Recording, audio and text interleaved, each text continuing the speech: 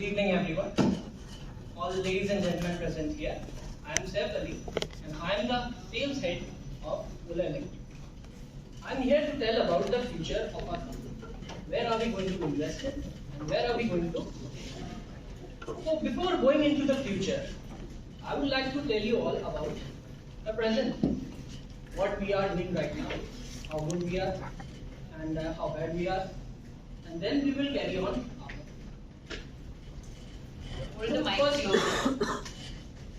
First, you can see there is a very substantial growth in our company, just above 1500%.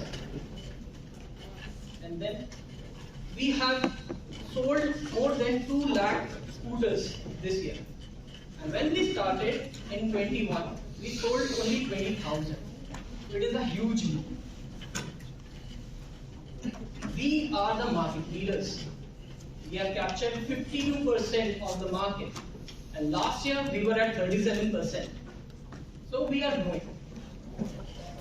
Then we have done $1.5 billion in sales. We are in unicorn. Now moving on ahead, our production capabilities have increased many folds. We have now capability of producing 10 lakh scooters per year up to next year. And right now we are producing 3 lakhs. So seeing the increasing demand, we can easily meet that. Talking about experience centers, we don't have just showrooms in our company. We have customer experience centers where people come, we take up their queries, we answer them, we tell them, we give them the technical know-how that they require for it, and then they either make a purchase or not. And to reach this number, we are the fastest one. We have gone to 500 in the fastest time. We are thinking of making an ecosystem, not only just a product, an entire ecosystem, helping a customer even after they've made a purchase. With the help of government, we have made 2,000 plus charging stations, and we are going to make 3,000 more within the next year. And the fuel of the EV is the battery. We have made Gigafactory. It is going to produce the largest amount of batteries in the next year. We have seen that we have got Jammu as a new source of fuel for us in the EV department. So, this is what I would like to tell you all, that we are not just here, we are here to expand. And in India, we have expanded substantially. Now, what next? That Srinidhi is going to tell us now. Thank you, sir. What's the next big leap for Ola?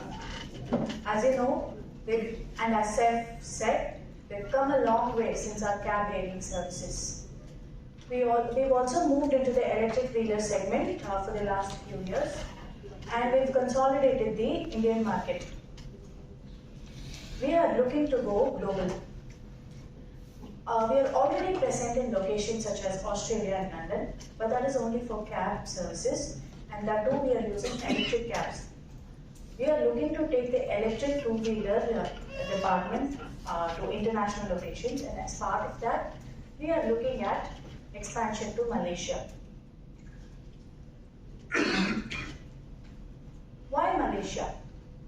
This is because the Malaysian government has a lot of incentives and schemes to promote the EV segment and wants to develop the EV ecosystem.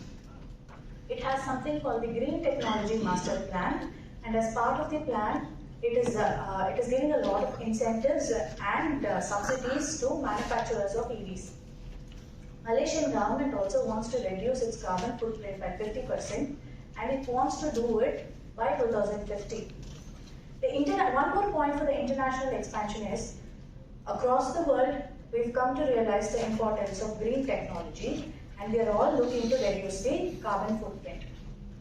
One more thing that works in favor of Malaysia is that the Malaysian government wants to become the regional hub for the electric vehicle segment by 2029. Some of the incentives that are offered as part of the Green Technology Master Plan are income tax allowance that is given to manufacturers, and the incentive schemes that are given to manufacturers, it comes till 2030.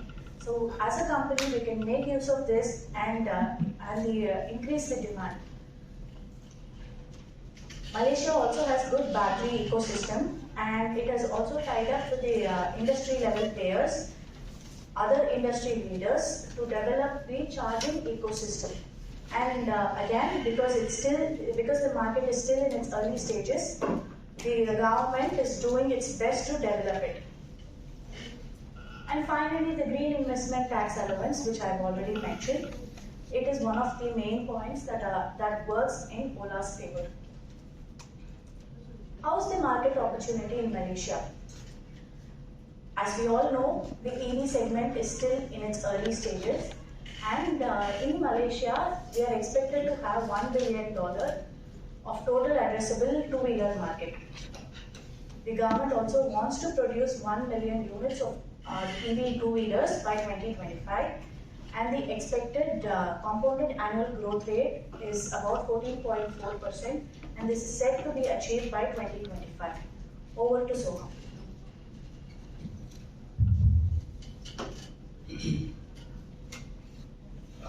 Thanks, Srinidhi, for showing us how attractive the market is, the Malaysian market is.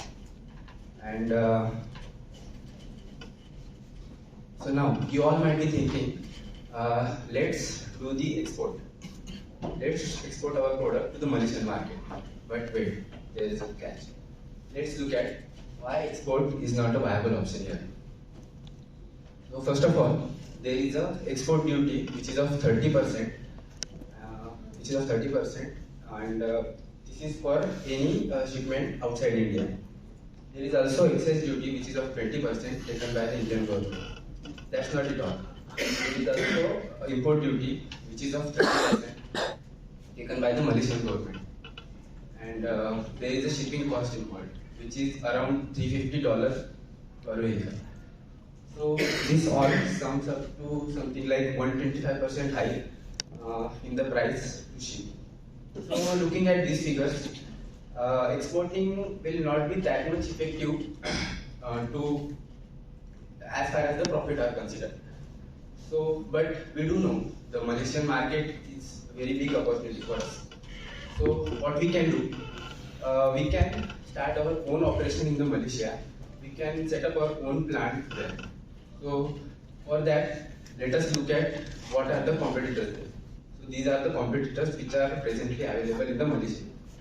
So with Honda having highest market share of 30%, followed by Mondenas and Inochem 25 and 10% respectively.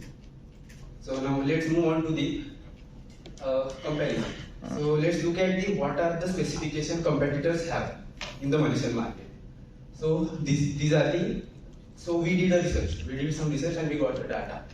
So this is the data we have, and let's do the comparison here. So as we can see, the range means like distance the vehicle travel in one charge time. So it is max go up to 100 kilometers. Also the top speed max go up to the 80 kilometers per hour. And as you know, what our product can do is this. So we have much greater specifications than the competitors there. So we have a competitor advantages in Malaysia. And here are the average cost prices what competitors are having. So can you guess what will be the average cost price we will be having in case of like we have a greater specification as well. So it will be around $2,500 only.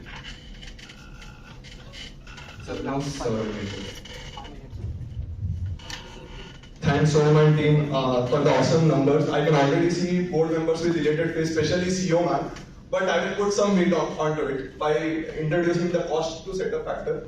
So in the cost to setup factor, initially we need approx $6 million of money for leasing of a factory. So in this factory, what we'll do is we'll lease a factory of an existing existing competitor. So in that we'll produce 5,000 units of Ola S1 initially. After that, once till then we will also start setting up our factory. In that, the fixed cost include land, factory setup cost, machines, components, and the non-fixed cost includes the marketing cost, commissions, and other charges and taxes. And it sums approx $262 million. We will submit the report afterwards. And so this was the cost. And now I will introduce the most exciting part, that is sales projection and ROI. So in sales projection, as earlier Srinidhi told, so Malaysian government wants 1 million EVs on the road, and by 2027 it wants 1.5 million of EVs on the road. Out of that, we are targeting approx 130,000 units by 2027, with an expected price of 2,500. With this, we are going to sell approx 5,000 units by 2024, and 25,000 by 2025. 40,000 by 2026 and 60,000 by 2027. After calculating all of this, we may get an expected ROI within 4 years. Isn't it exciting? Yes. I will pass this to Sriram to tell the strategies. Yeah. Thank you, Saurabh, for giving us the details of the sales projection and ROI. So after this, we will move to the strategy stage, in which, as you told, we'll be moving in tandem of what we did in the Indian market. So Indian market, what we did was we built an ecosystem in which we developed experience centers, as Saif told, and we have charging stations, and we have aftermarket sales services centers also. And we'll also, in the affordability and accessibility part, so affordability, I think we have already made it clear that we'll be using a competitive price in the market, and we'll be one of the major players in the market. And in terms of accessibility wise, so rather than, we will be having a brick and mortar store, and in tandem to that, we'll also be launching the B2C model, in which most of our purchases would be online through an app or a website. And we will also be parallelly working on the charging infrastructure setup, in which we'll be coordinating with the government in synergy. So we'll be improving our infrastructure in terms of charging. And if you look at the potential vendors which are currently in the Malaysian market, so we have gotten a few players in it. And the advantage here is that a couple of players are already our OEM in the Indian market. So as you can see, the BioStar, so they are currently our electrical component manufacturer which supply to our Indian market. And also you would know, like, MRF is the tire manufacturer for Ola as well. So we can use every vendor which is mentioned here for our Malaysian market expansion. So in which FIAM is the lighting vendor which we can utilize. Motherson is for wiring and harness. And the Sterling Tools is for like fasteners and other products.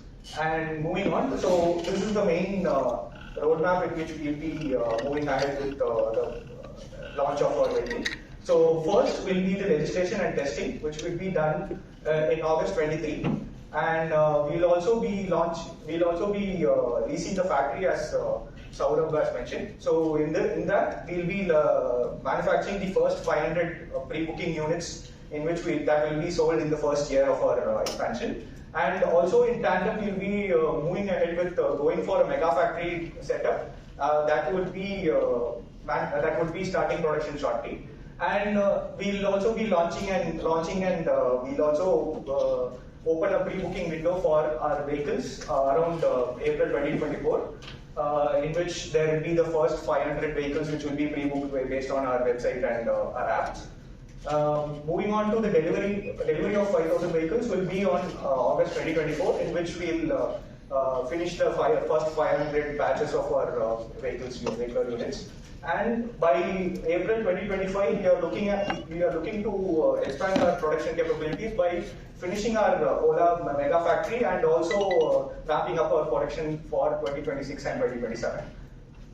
And moving on, so what we mentioned in the Indian market is like we had to end IC engine age in India. But I think we have to go one step ahead, that we have to end IC engine age for the world. Yeah, thank you. Does anyone have any questions? How can you be profitable at $2,500 when the competitors are charging much higher to maintain their profitability? See, so what competitors are currently doing is they're having dealers, and through dealer they are going to sell it, right? So what we are doing, we are directly going for B2C setup. So there will be no middleman commission involved. In that we can save cost. And secondly, we are producing the world's largest EV tractor. So the cost of so since we are having the repetitive cost, our cost is substantially as we are doing it. Anyone else?